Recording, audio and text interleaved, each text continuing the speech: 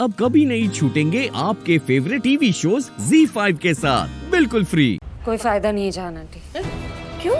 उस राजीव ने सबके सामने मुझे ही बुरा बना रखा, इसलिए तो कोई मेरी बात का यकीन नहीं करता। हाँ, वो सीरियल में हीरोइन ने भी ना वो बादशाह को रंगे हाथ पकड़ा था।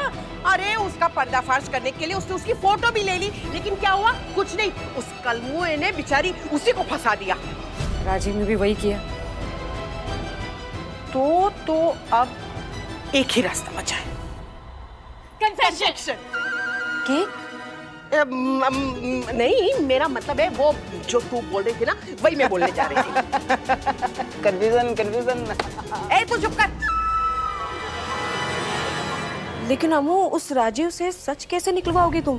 काश ऐसी कोई दवाई होती जिससे सामने वाला ना सच अपने आप उगल देता। होती है ना? है?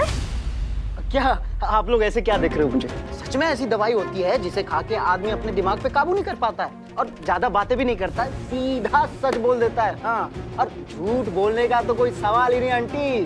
ओ तेरी मतबल दिमाग और जबान का कनेक्शन काट और सच निकले फटाफट।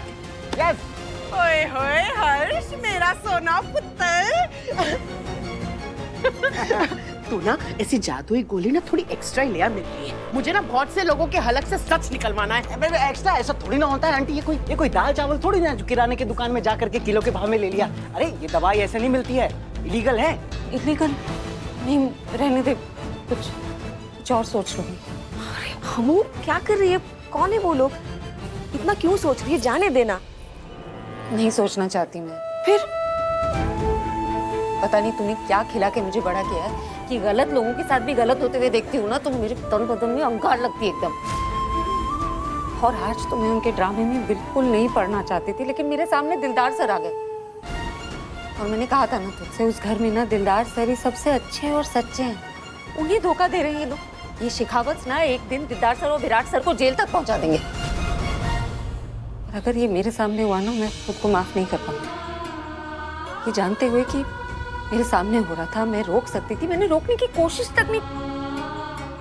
तो समझ रही है ना? देख अम्मू, तू जो बोल रही है ना वो मैं सब समझ रही हूँ, लेकिन इस लड़ाई को लड़ने से पहले तुझे एक बात अच्छे से समझनी होगी। ये जो लड़ाई तू लड़ने जा रही है ना, ये महाभारत के युद्ध जैसी है।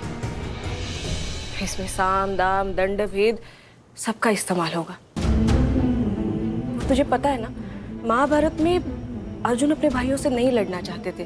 धर्म और कर्म के बीच किसे चुने ये उन्हें समझ में नहीं आ रहा था। लेकिन तभी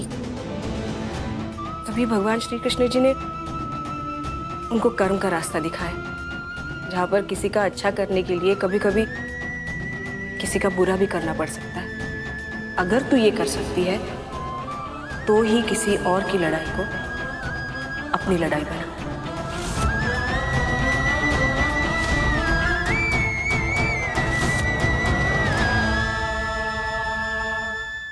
ZEE5 ऐप डाउनलोड करें और देखें सारे एपिसोड्स बिल्कुल फ्री।